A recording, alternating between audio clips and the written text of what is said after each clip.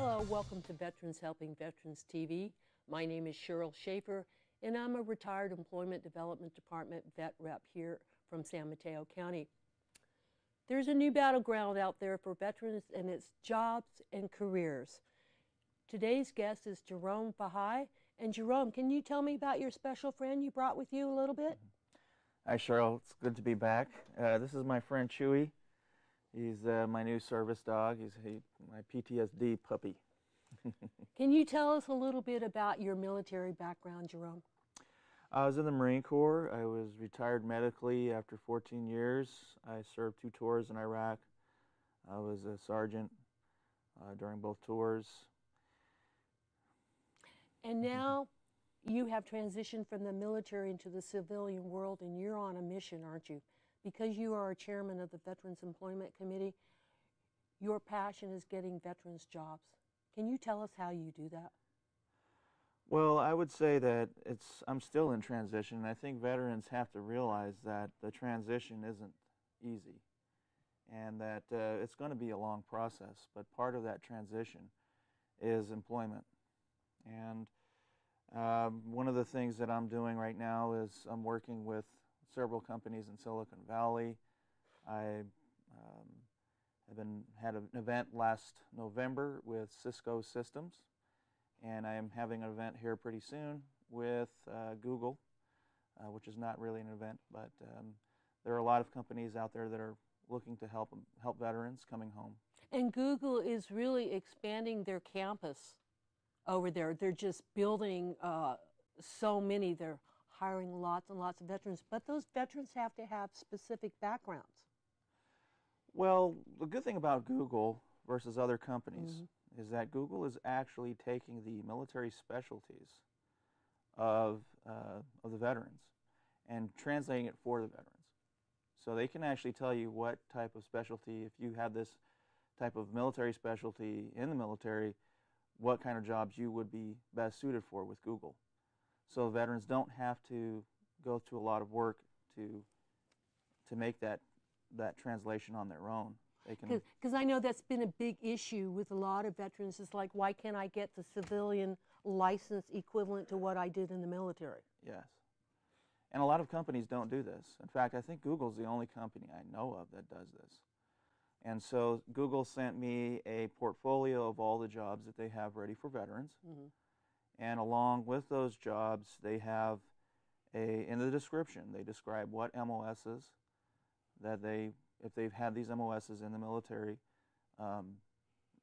go ahead and apply for these jobs because we're looking for you.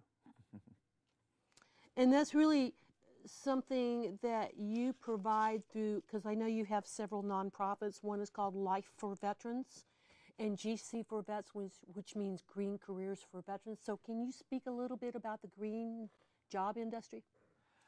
Green jobs is, right now, green jobs are, they're really in demand. And companies there's a big movement to go green, and everyone knows that it's the right thing to do. Oil is costing too much.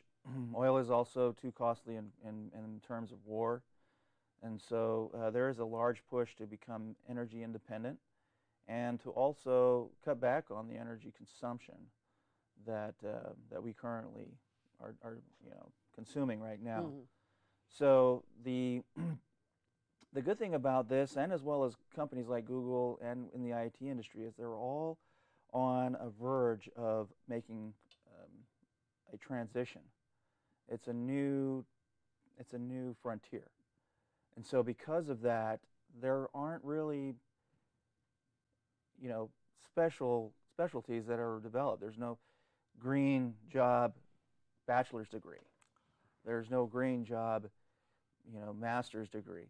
It's all cutting edge right now. So this is the perfect time, and they're looking for individuals who can make that transition.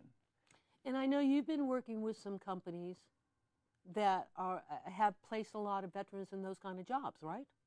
Yes, I've worked with Tesla Motors. You'll see a lot of the Tesla vehicles out now. I still send them resumes of veterans who approach me and and want to find out more about how they could work for Tesla. Now, when you got out of the Marine Corps, you got out about, what, 4 or 5 years ago? 2007. Okay, so when you got out, did you go to college right away on the GI Bill, or did you kind of wait a while before you decided? Because I know when I first met you, you were president for the veterans at Skyline College. Yes. So now, are you still going to school?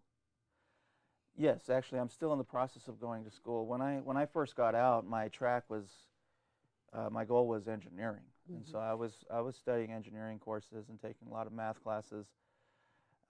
Until, of course, I ran into the issue of veterans and employment and veterans looking for jobs, and then I changed my major to business so that I could manage the nonprofit Green Careers for Veterans. And so when I first got out, I really didn't know what to do, and I think a lot of veterans find it very frustrating. For me, it was, I just felt like I was a brand new private, you know, in the Marine Corps, and all I did was just what everyone told me to do.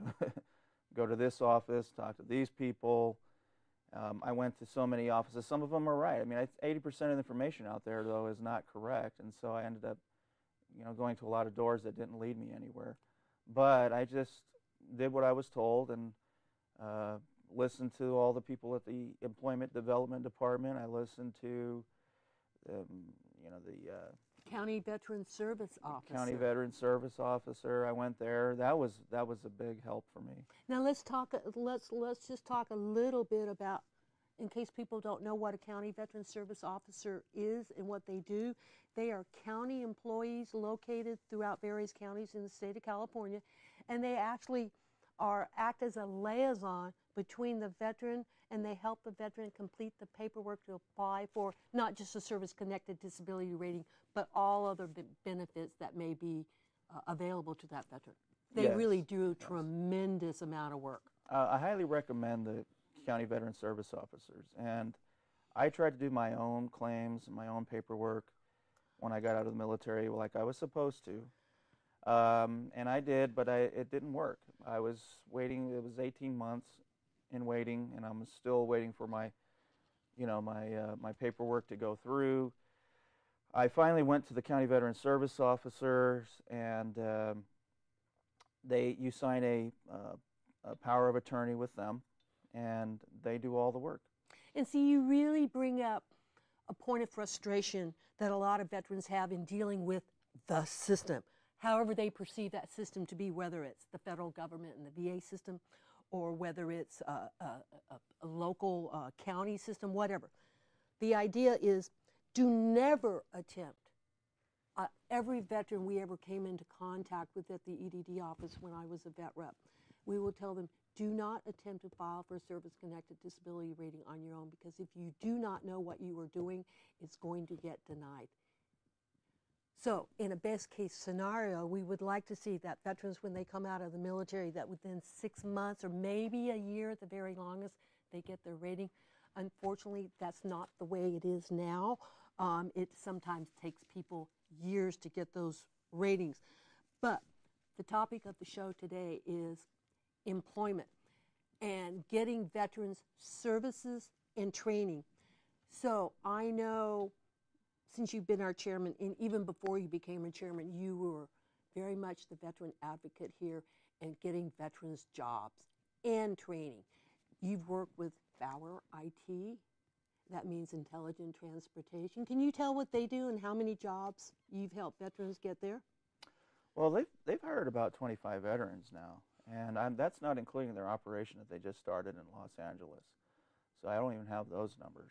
But Gary Bauer was the CEO of Bauer's IT. Him and I met in a meeting, and it was some networking event in San Francisco, and I talked to him about veterans and the problem that veterans are having with finding employment, and he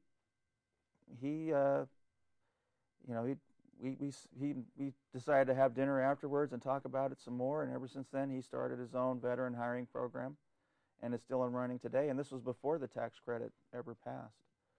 So there's a lot of employers out there that want to hire veterans now, that need that recognize the value of veterans. And that's it. Recognize the value of veterans. What is it, since you're a veteran, a combat veteran? I'm a veteran, but I never served in combat. From your perspective, what is it that a combat veteran brings to an employer? Well, and I don't think it's just combat veterans. I think it's any veteran from the military. In the military, you're doing logistics, you're doing supply, you're doing electronics, communications. A lot of these things are exactly how the world works today. And so a lot of the training that you receive in the military is applicable right now. And so a lot of these companies are looking for that. But another thing that the military instills in individuals is initiative. Initiative, mission accomplishment, and that's one thing that's really hard to find.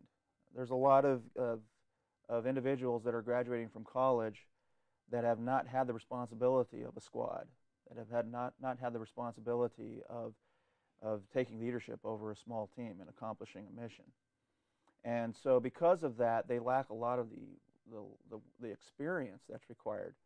They have a lot of the training, and they've been trained very well, but there's a lot of experience that goes along with that and in working with individuals. So that's one thing that all veterans have getting out of the military. You have at least 4 years of experience in leadership and in initiative. And you know how to work in a team.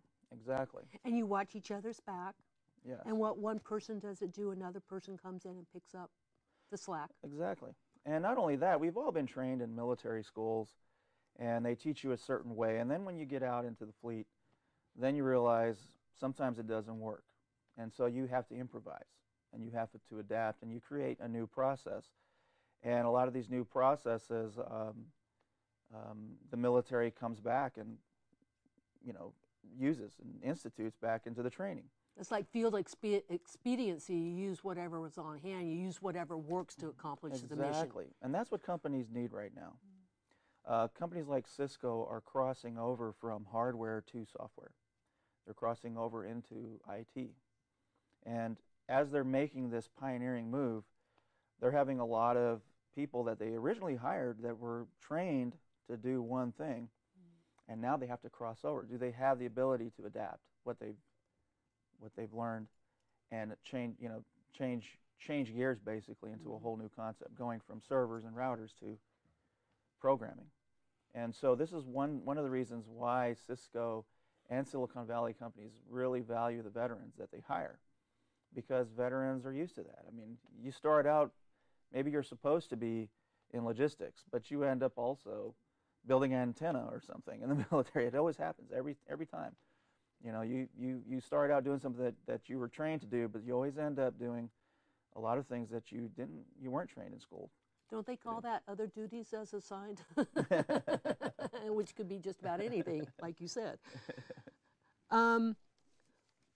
What's the best advice that you can give our veterans that are coming out of the military right now, as far as transitioning from military to civilian, because you yourself are experiencing those problems, those issues, and the best way to not just get a job?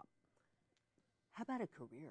That's really what you're trying to do is, they can go and get short-term jobs. They can get temporary jobs through temporary agencies, but we're talking about jobs.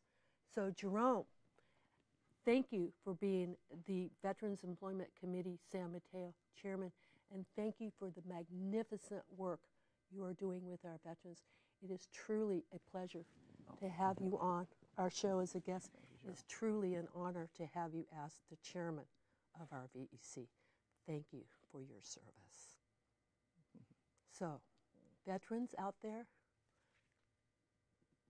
get the help that you need from any of the veteran service organizations.